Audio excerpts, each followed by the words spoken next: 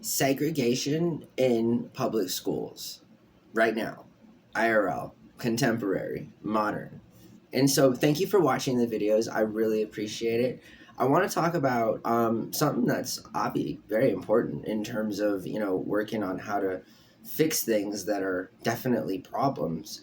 New numbers and links in the description below in case we have ever any questions about where I get these, numbers from or whatever, as it would be. But literally, they're just below, so I, definitely encourage you to check them out. So, 70% of all white students attend predominantly all white schools.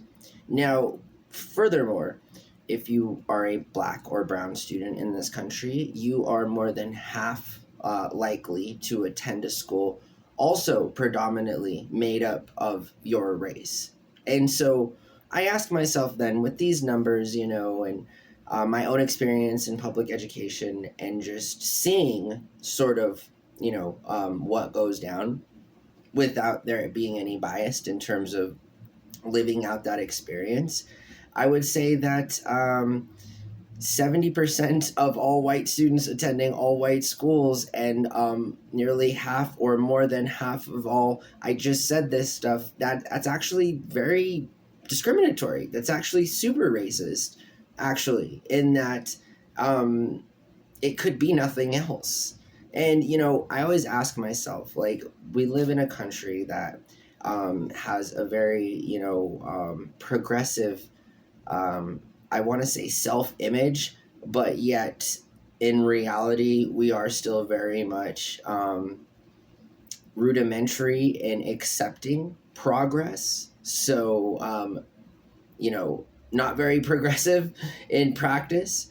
And so, and also more than that, and I argue that this is like the ultimate fault, is the hypocrisy, is the fact that, well, for example, why is it that the counter argument to the conversation as it concerns segregation or the segregation, dividing people by their race, isn't a thing because, it's against the law, right? And understood, it definitely is against the law. I mean, I guess the country is very progressive in that way. I mean, we have a law, and laws that protect the direct, exclusive prohibition of actually putting labels on the buildings that say whites only, blacks only, and I feel like even though that label is not on the building anymore,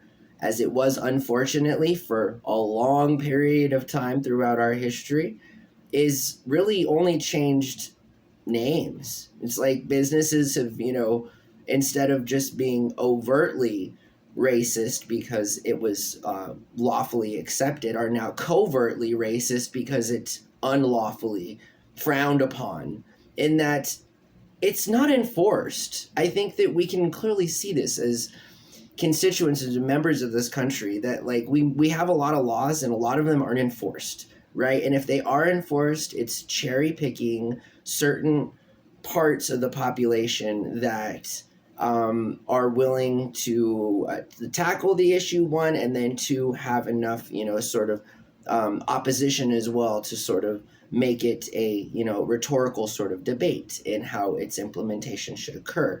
Now, the United States, again, is very hypocritical in how we maintain a standard of racism. And furthermore, this racism transcends to how and what we teach our children.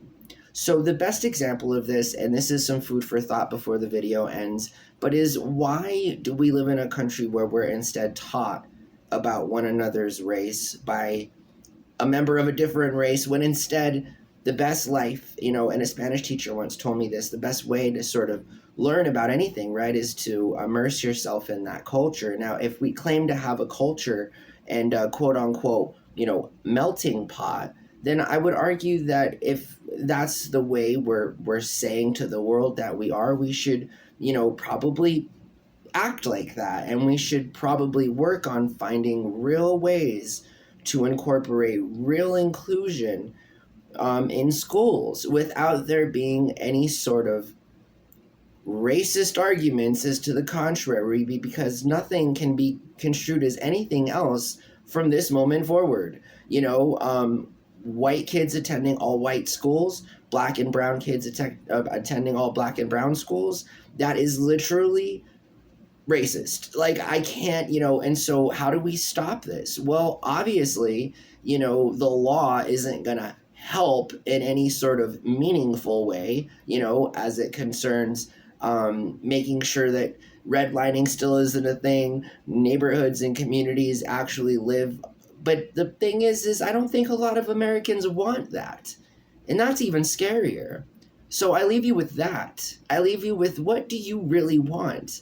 And again, what is the truth? Because if what you really want is what's currently going on, well, then low key, you are winning, right? And the rest of us are losing, because while you may play and save face and, advocate for good and helpful and peaceful and progressive things, we in fact live in a world that is still very much segregated. Our children are now involved, and I'd even argue that we're making it worse. Absolutely making it worse by continuing to do the things that we do, and furthermore, the inability and or the inaction to stop doing what we're doing, which again is always an option. Always an option. You can always stop, right? Again, any other argument is sort of going to go way too much off the point. First, you got to stop the behavior, before anything can happen. And you got to recognize that you're doing it first, I guess. But ask yourself these questions.